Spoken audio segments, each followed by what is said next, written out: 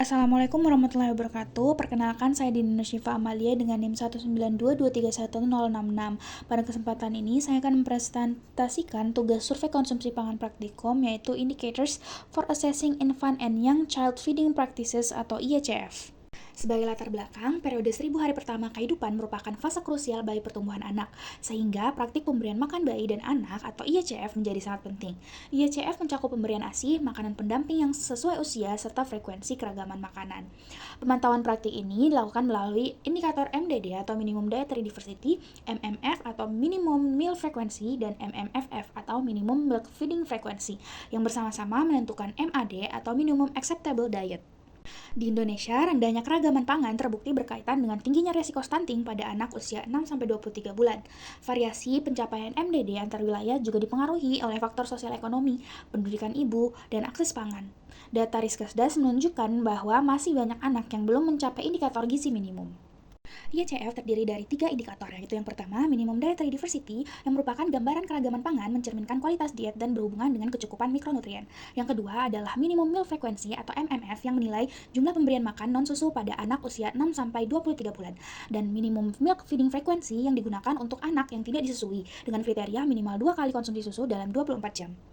Berikut merupakan biodata responden, yaitu adik Muhammad Rafardhan Kaffi dan walinya, Ibu Nyonya Retno, yang merupakan baduta usia 20 bulan yang lahir tanggal 24 Januari 2024, diinterview pada hari Sabtu 18 Oktober 2025. Selanjutnya, berikut merupakan hasil 24-hour food recall pada responden, yakni pada tanggal 17 Oktober 2025. Berikut merupakan analisis indikator ICF berdasarkan hasil 24-hour food recall.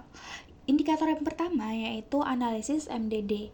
Anak dianggap memenuhi MDD jika mengonsumsi minimal 5 dari 8 kelompok pangan utama menurut WHO tahun 2021, meliputi ASI, serealia, umbi atau pisang, kacang-kacangan dan biji-bijian, produk susu, daging, ikan, unggas, jeroan, telur, buah atau sayur, kaya vitamin A, serta buah dan sayur lainnya.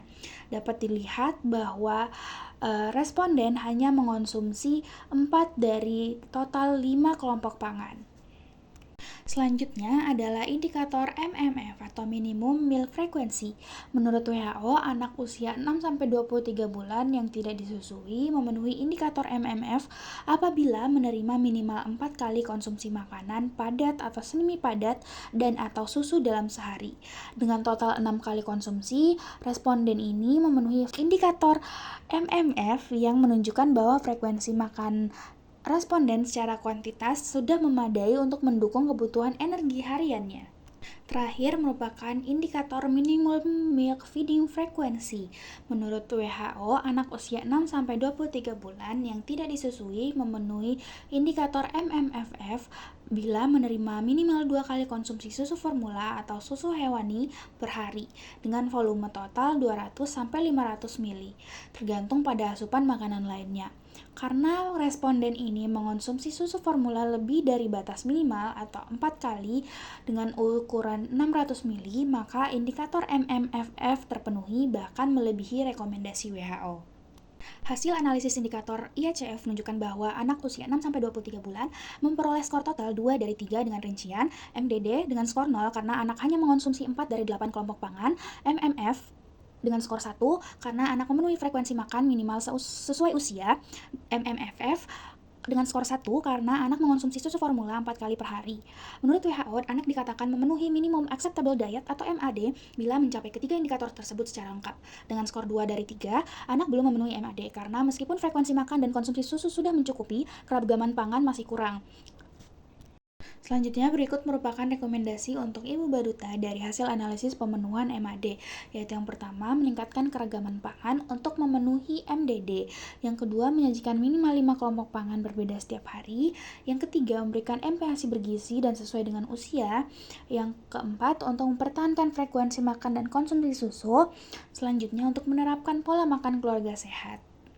Selanjutnya merupakan kelebihan dan kekurangan dari metode YCF, yaitu kelebihannya mampu menilai baik aspek kuantitatif maupun kualitatif pola makan anak, serta kekurangannya bergantung pada ketepatan ingatan responden, tidak menilai jumlah porsi maupun kualitas pangan secara detail, dan kurang sensitif terhadap variasi pola makan lokal. Sebagai kesimpulan, berdasarkan analisis indikator IECF pada baduta non-ASI, diketahui bahwa hanya sebagian indikator yang terpenuhi. Indikator MDD belum tercapai karena anak hanya mengonsumsi 4 kelompok pangan tanpa buah, sayur, dan kacang-kacangan. Sementara itu, MMF dan MMFF telah terpenuhi sesuai pedoman WHO. Sekian presentasi dari saya, lebih dan kurangnya mohon dimaafkan. Wassalamualaikum warahmatullahi wabarakatuh.